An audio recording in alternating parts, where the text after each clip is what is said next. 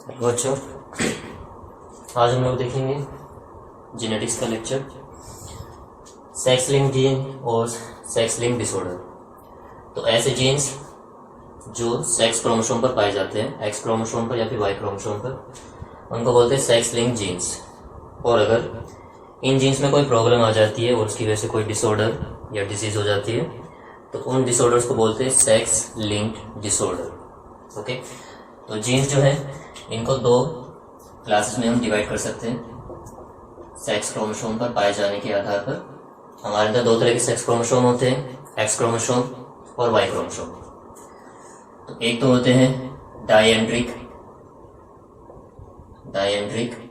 Characters या डायएंड्रिक jeans बोलते हैं इनको, डायएंड्रिक कैरेक्टर्स।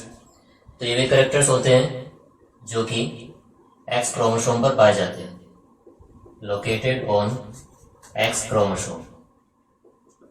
ऐसे कैरेक्टर्स जो एक्स क्रोमोसोम पे पाए जाते हैं उनको बोलते हैं डायएंड्रिक कैरेक्टर्स।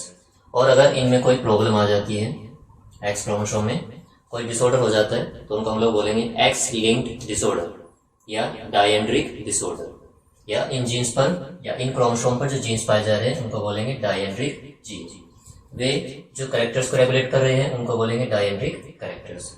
और अगर एक्स क्रोमोसोम में कोई डिसऑर्डर होता है तो उनको बोलेंगे एक्स लिंक्ड डिसऑर्डर या एक्स लिंक्ड डिजीज। तो एक्स क्रोमोसोम मेल और फीमेल दोनों में मिलता है। तो इसमें अगर कोई प्रॉब्लम होती है तो ये प्रॉब्लम मेल में भी जाएगी और ये प्रॉब्लम फीमेल में भी जाएगी। तो इसके अंदर जो डिसऑर्डर हम लोग पढ़ेंगे, दो डिसऑर्डर हम लोग पढ़ेंगे। एक तो कलर ब्लाइंडनेस, हिंदी में बोलते हैं इसको वर्णांधता, और दूसरा हीमोफीलिया।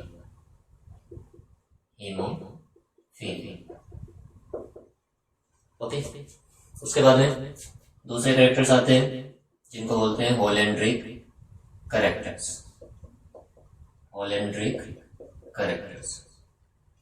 जैसे डायएंड्रिक कैरेक्टर्स एक्स क्रोमोसोम पर पाए जा रहे थे,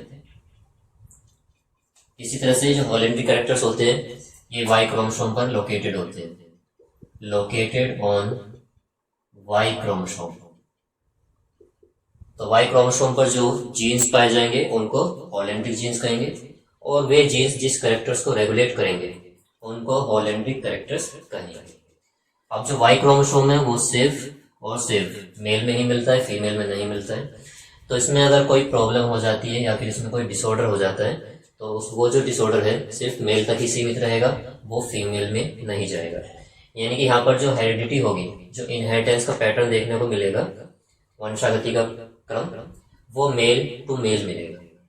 और यहाँ पर फीमेल टू मेल, तो यहाँ पे जो होगा वो कैसे होगा, फीमेल से मेल में जाएगा और मेल से उसकी डॉटर में जाएगा। Female to male and male to female, इसको बोलते हैं क्रिस क्रॉस इनहेरिटेंस।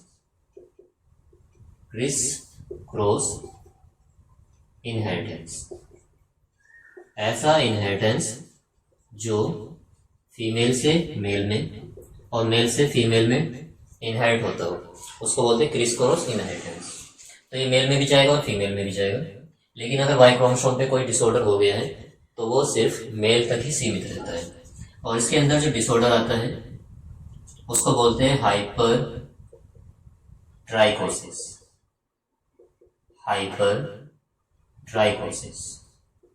तो इस डिजीज में क्या होता है, जो मेल होते हैं उनके कानों पर थोड़े लंबे या घने बाल हो जाते हैं, और ये डिसऑर्डर सिर्फ मेल से मेल में जाएगा। यानी कि जो बाप है उसके लड़के में और लड़के से उसके लड़के में। तो मेल टू मेल ट्रांसफर होते हैं ये कैरेक्टर्स, मेल टू मेल।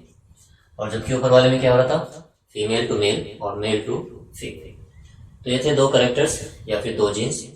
अब पढ़ते हैं एक एक करके डिजीज के बारे में। तो पहले देखेंगे कलर ब्लाइंडनेस, या हिंदी में इसको बोलते हैं वर्णांधता, कलर ब्लाइंडनेस या वर्णांधता। तो वर्णांधता का मतलब है किसी कलर को आइडेंटिफाई ना कर पाना, किसी कलर को आइडेंटिफाई ना कर पाना, उसको बोलते हैं कलर ब्लाइंडनेस। तो जो कॉमनली कलर ब्लाइंडनेस पाई जाती है वो रेड ग्रीन कलर ब्लाइंडनेस होती है। इसके अलावा कुछ लोग ऐसे भी होते हैं जो किसी भी कलर को पहचान नहीं पाते, तो उनको ब्लैक एंड वाइट बैकग्राउंड नजर आता है, उसको बोलते हैं टोटल कलर ब्लाइंडनेस। और जितने भी कलर ब्लाइंडनेस होते हैं, चाहे वो ग्रीन कलर ब्लाइंडनेस हो या फिर रेड कलर ब्लाइंडनेस हो या टोटल कलर ब्लाइंडनेस, तो वे जो होते हैं जन्म से मौजूद होते हैं और इनहेरिट होते हैं, माँ बाप से बच्चों में जाते हैं और बच्चों से उनके आने वाले बच्चों में। तो कलर ब्लाइंडनेस के बारे में पढ़ते हैं। कलर ब्लाइंडनेस या हिंदी में वर्णांधता, कलर ब्लाइंडनेस या वर्णांधता।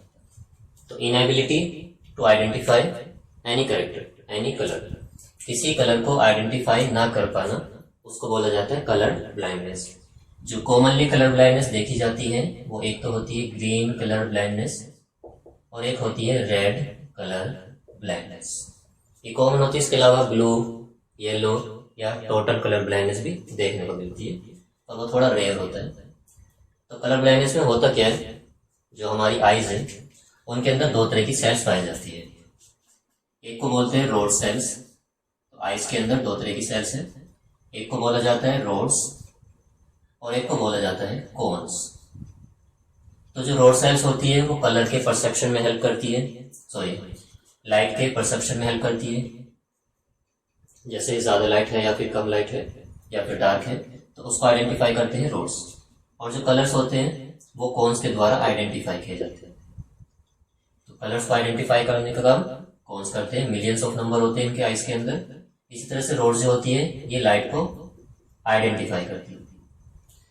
तो जो कलर ब्लाइंडनेस के पेशेंट होते हैं उनमें जो कोन सेल्स होती है वो ठीक से कलर को पहचान नहीं पाती है, ग्रीन और रेड कलर जो है उनमें ठीक से आइडेंटिफाई नहीं हो पाते, जिसकी वजह से ऐसे पेशेंट जिनमें कलर ब्लाइंडनेस है उनको रेलवे या फिर जो दूसरी ट्रैफिक से जुड़ी हुई जॉब होती है या जैसे ग्राफिक डिजाइन हो गया तो उनके पदों पर नियुक्त नहीं कर सकते, क्योंकि अगर नियुक्त करते हैं तो वो रेड और ग्रीन लाइट को पहचान नहीं पाएंगे, तो हो सकता है कुछ हादसा भी हो जाए। तो कलर ब्लाइंडनेस जो होता है ये एक रिसेसिव डिसऑर्डर है। कलर ब्लाइंडनेस एक अप्रभावी रोग है जिसके जीन्स एक्स क्रोमोसोम पर पाए जाते हैं। एक्स क्रोमोसोम अब मेल और फीमेल दोनों में मिलता है, तो इसलिए ये डिसऑर्डर फीमेल में भी हो सकता है और ये डिसऑर्डर मेल में भी हो सकता है। तो फीमेल में एक्स क्रोमोसोम ये दो एक्स क्रोमोसोम होते हैं। अगर वो हेट्रोजाइगस कंडीशन में है, मान लीजिए एक्स पर फर्स्ट वाले पर कलर ब्लाइंडनेस का जीन है और दूसरा वाला जो एक्स क्रोमोसोम है नॉर्मल है, इसको बोलते हैं हेट्रोजाइगस कंडीशन। हेट्रोजाइगस कंडीशन में क्या होता है, फीमेल के पास में दो एक्स क्रोमोसोम है, तो अगर यहाँ पर एक एक्स क्रोमोसोम भी डिजीज हो जाता है या इसके अंदर कोई गड़बड़ हो जाती है तो इसकी पूर्ति करने के लिए दूसरा एक्स क्रोमोसोम है जो इसकी पूर्ति कर सकता है। यदि दोनों ही एक्स क्रोमोसोम डिजीज हो जाए तब जो फीमेल होगी वो कलर ब्लाइंड होगी।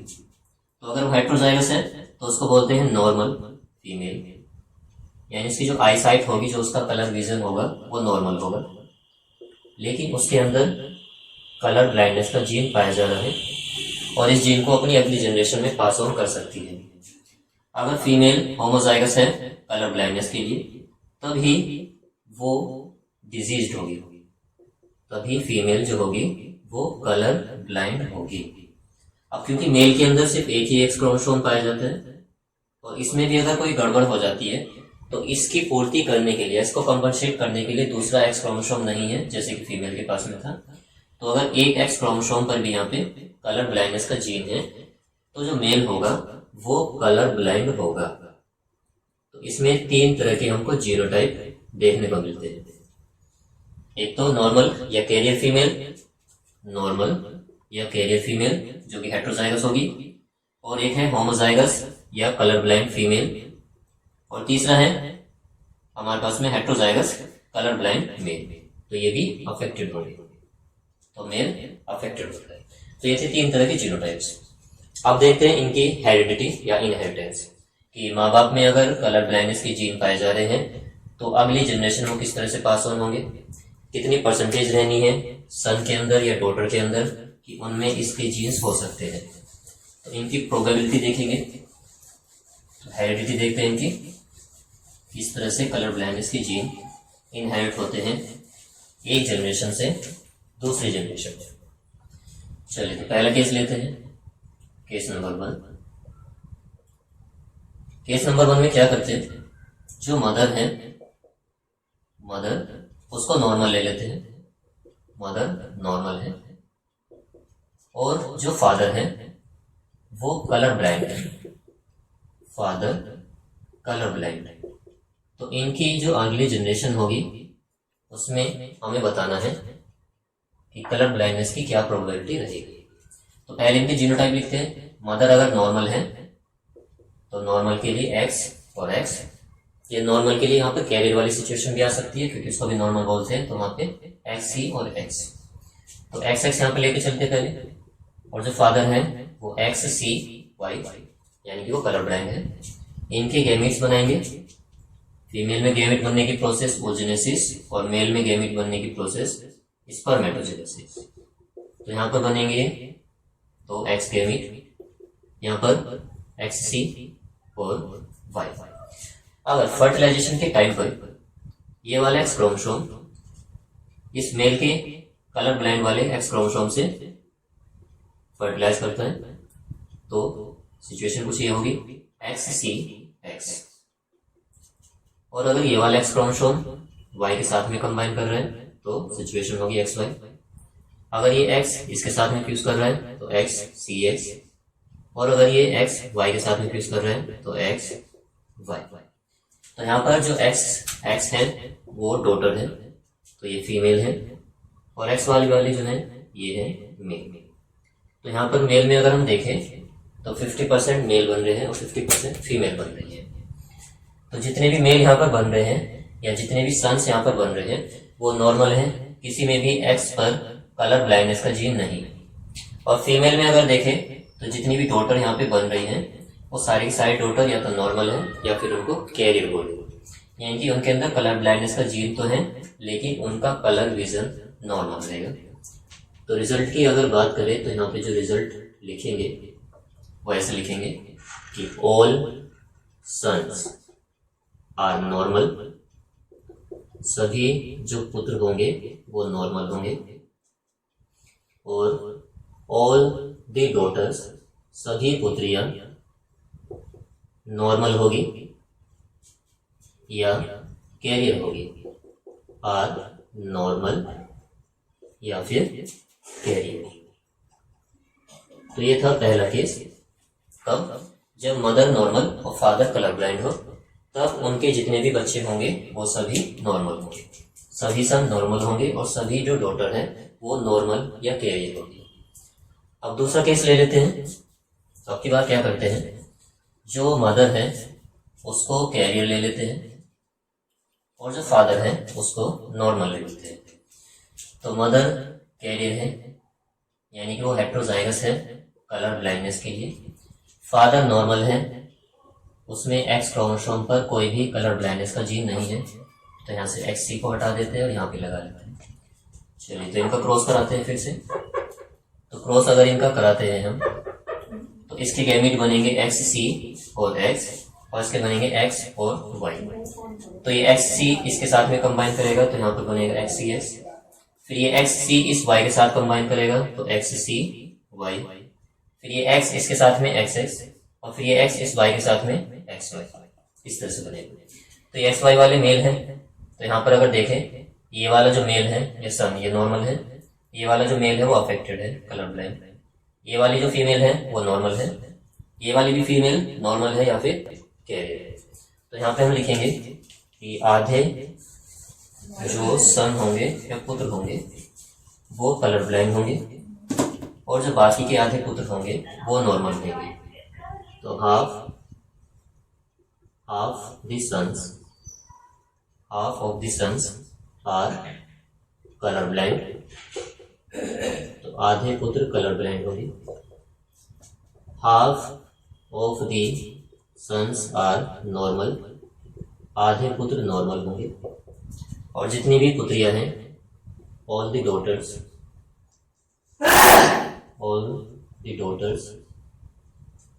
आर नॉर्मल, या कैरियर बोल सकते हैं। तो ये रिजल्ट आएगा कब? जब मदर कैरियर हो और फादर नॉर्मल हो। उस केस में आधे पुत्र कलर ब्लाइंड होंगे और आधे जो पुत्र होंगे वो नॉर्मल होंगे और सभी पुत्रियां नॉर्मल या कैरियर होंगी। फिर अगला केस देखते हैं, केस नंबर 3। ये केस नंबर 2 था। केस नंबर 3 देखते हैं कि जब मदर कैरियर है और जो फादर है वो कलर ब्लाइंड है, तब क्या सिचुएशन अराइज होगी? तो अगर फादर कलर ब्लाइंड है तो यहाँ पे सिचुएशन होगी XCY, तो एक एक्स पे यहाँ पे सीट बना देते हैं। तो अगर क्रॉस कराते हैं तो यहाँ से XC और यहाँ से XC, तो दोनों क्रोमोसोम पे दोनों एक्स क्रोमोसोम पर CC कलर ब्लाइंड इसकी जीन होगी। फिर इसका क्रॉस इस Y के साथ कराएंगे तो यहाँ से XC और यहाँ से Y आ जाएगा। फिर इसका क्रॉस इसके साथ कराएंगे तो यहाँ पे XC और X आ जाएगा और फिर इसका इसके साथ कराएंगे तो XY हो जाएगा। तो यहाँ पे हम क्या देख रहे हैं कि जो आधे पुत्र हैं वो कलर ब्लाइंड है, आधे पुत्र नॉर्मल है, आधी जो पुत्रियां हैं वो कलर ब्लाइंड है और आधी जो पुत्रियां हैं वो नॉर्मल है। तो यहाँ पर जो है थोड़ा सा की बात चेंज हो गया कि जो आधे पुत्र है वो कलर ब्लाइंड है, आधे पुत्र नॉर्मल है। इसी तरह से जो आधी पुत्रियां हैं, half of the daughters are normal, आधी नॉर्मल है और आधी जो पुत्रियां होगी वो कलर ब्लाइंड है, कलर ब्लाइंड। ओके, ये सिचुएशन कब अराइज होगी? जब मदर कैरियर हो और फादर कलर ब्लाइंड हो। चलिए चौथा केस देखते हैं। तो चौथे केस में क्या करते हैं? चौथे केस में मदर को कलर ब्लाइंड ले लेते हैं, या चलिए मदर को कैरियर रहने देते हैं और जो फादर है, चलिए इसको यूं कलर ब्लाइंड ही कर लेते हैं। तो मदर कलर ब्लाइंड है और जो फादर है वो नॉर्मल है। तो तब क्या सिचुएशन होगी कि फादर अगर नॉर्मल है तो नॉर्मल है तो यहाँ पर कोई भी जीन नहीं होगा XC वाला, यहाँ पर दोनों XC गेमिट बनाएंगे तो यहाँ पे XC और यहाँ पे XC, यहाँ से एक X क्रोमोसोम उठाएंगे और एक यहाँ से, तो एक X क्रोमोसोम पर कलर ब्लाइंड का जीन है, दूसरा वाला नॉर्मल। फिर ये वाला इसके साथ में क्रॉस करेगा Y के साथ तो XCY हो जाएगा। फिर यहाँ पर ये XC और यहाँ से X तो XCX और फिर यहाँ से XC और यहाँ से Y तो XC। तो यहाँ पर हम देख रहे हैं अगर उनकी मदर कलर ब्लाइंड है और फादर नॉर्मल है तो यहाँ पर जितने भी पुत्र होंगे उनके अंदर ये डिजीज जाएगी, all of the sons will be colour blind. लेकिन जो पुत्रियां होगी, डॉटर्स, वे सभी नॉर्मल या कैरियर कहलाएगी। तो यहाँ पर जो सिचुएशन हो गई है वो थोड़ी सी चेंज हो गई है। तो यहाँ पर जितने भी सन हैं वो कैसे होंगे? Colour blind. तो all of the sons are colour blind और all of the daughters are normal या कैरियर,